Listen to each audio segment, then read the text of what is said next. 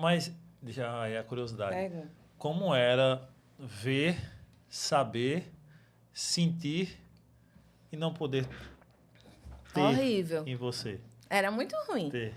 Era muito ruim, porque eu me sentia como se eu estivesse numa antessala, vendo tudo acontecendo por um vidro, entendeu? E eu não estava participando daquilo, eu estava só vendo, mas eu não estava participando. Por quê? O que é que eu intuí quando eu fui a primeira vez na missa? Que a eternidade tocava a realidade. Era essa a minha intuição. Por isso que eu achava parecido com o céu. Rapaz, a eternidade toca a nossa realidade aqui. E Então, é isso. exato, né? Não, ó. É. Foi o Espírito Santo que soprou. Aí eu me vi assim na antessala. Então eu tinha uma certa tristeza e foi também no momento que eu fiz com Cavalcante um voto de castidade. Eu quero entender como é que foi esse voto. Pronto. Aí. Por quê? Nesse voto de castidade, você já tinha para si, eu sou católica. Eu pertenço à Igreja de Cristo. Já Eu tinha não me para si ou sentia não? pertencendo. Eu me senti pertencendo quando eu fiz minha primeira comunhão. Sim. Mas eu me senti assim, eu quero a igreja. Sim. Então, eu me sentia no processo. Porque até então eu não me achava no processo. Sim. Porque eu não estava estudando com o interesse de conhecer e amar. Eu estava estudando. Estudando até para se separar. Eu estava estudando para protestar. É. A realidade é essa, sendo bem franca. Então, eu não estava estudando para amar. Eu estava estudando com aquele jeito, só que as verdades eram irrefutáveis, né? E eu eu tinha que concordar, porque era um afronto à inteligência discordar daquilo ali. Eu não tinha. Acho que é Santo Inácio, não, é São Felipe Neri que dizia que se nós conhecêssemos a face de Cristo, nós morreríamos de amor. E eu acho que foi isso que você viu quando Pedro Augusto ele explicou essa da aposta. Eucaristia, e quando você foi ver realmente a face de Cristo na Eucaristia, não tem como não se apaixonar. Né? Pedro Augusto é um amigo para mim, assim. Ele é do Instituto Borborema? Não. Não. Professor solo mesmo. Ele tem o DPA também, Direção Sim. Pedro Augusto, muito bom. O conteúdo dele é maravilhoso. Então, eu não quero esquecer desse dia nunca mais. Deus me permite não esquecer o sentimento que eu tive, porque ali foi o encontro. Como eu disse a Rafa uma vez, eu fiz, Rafa, no pior ano da minha vida, eu recebi a melhor coisa da minha vida. Entende? E ela disse, no meio daquele deserto que eu estava, tem uma música que fala assim, você me leva ao deserto para falar de amor. Uhum.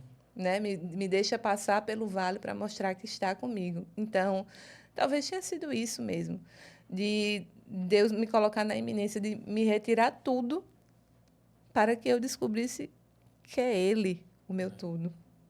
Entendeu? Que todas as outras coisas elas são secundárias e tangenciais. O que importa é Ele. Só. Então, para mim, nada mais importava. Eu queria ser católica e amar a Jesus. Aí, nessa antessala, como a gente estava falando, você estava, e vem em seguida esse voto de castidade. Que o que é o voto de castidade é abster-se das relações sexuais.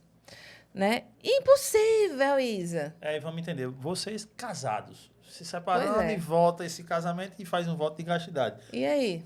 Como é isso na vida de um casal, que já vivia a vida de casado? É você pegar as coisas e ordenar na hierarquia como tem que ser. O que era mais importante? O céu. As outras coisas eram depois disso. Então, eu acho que essa sensação que isso é impossível se dá por onde nós colocamos o nosso coração. Então, o meu coração estava ali em Jesus. Então, eu sabia que Cavalcante poderia ter aquela presença real. Eu não tinha orado, pedido o céu para ele. Como é que agora eu ia ser um impedimento para que ele tivesse o céu? Não. Eu queria que ele tivesse o céu. E eu estava tendo a possibilidade de ajudá-lo a ter esse céu na terra. Então, eu ia fazer isso. Sabe? Eu ia fazer. E ele resistiu, mas depois aceitou. E aí, um belo dia, na missa, na hora da comunhão, ele levanta. Quando ele levantou, eu tufo no braço. Ele fez até uma cirurgia no ombro. Será que foi isso, Cavalcante, do puxa-avante que eu dei? Eu tufo. Eu, não pode, ele fez. Ele tirou o bilhete, não mandei uma mensagem para ele. Deixei na cabeceira, que ele estava na casa do tio. Foi à noite esse churrasco. Ele me entregou o bilhete e fez: você plantou a semente, eu me confessei. Que glória. E aí eu fiquei, estatalada, e ele na fila, e eu parecia que era eu na fila, chorando. E foi a partir daquele dia que eu fiz: agora tem jeito. Agora minha vida se resolve. Por quê? Porque a gente está aqui diante dessa presença real.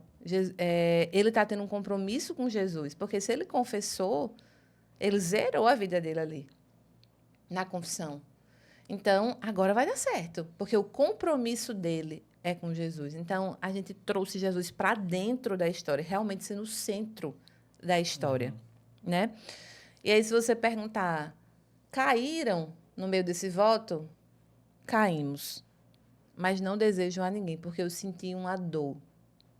Porque eu não consegui me confessar antes da missa. E simplesmente eu me sentia impura ali. E foi horrível a sensação que eu tive. Eu saí desesperada atrás de um padre e não consegui. E eu tinha que passar por aquela dor também. De ver Jesus, de ele também não poder comungar. Então, simplesmente aquilo me doeu tanto que todas as vezes eu pensava: qual é o mais importante? É o céu? Imagine, se você tivesse que passar um dia com restrição de tudo que você mais ama, por 10 anos de felicidade plena, o que é que você escolheria? Na carne, obviamente, se abster-se ali para pegar os 10 anos. Exatamente. Só que a gente não está trocando um dia por 10 anos. A gente está trocando um momento pela eternidade. Então, quando Deus diz que a gente tem que amá-lo também com o nosso conhecimento, é isso. É uma matemática aí, básica. Basiquíssima, inclusive.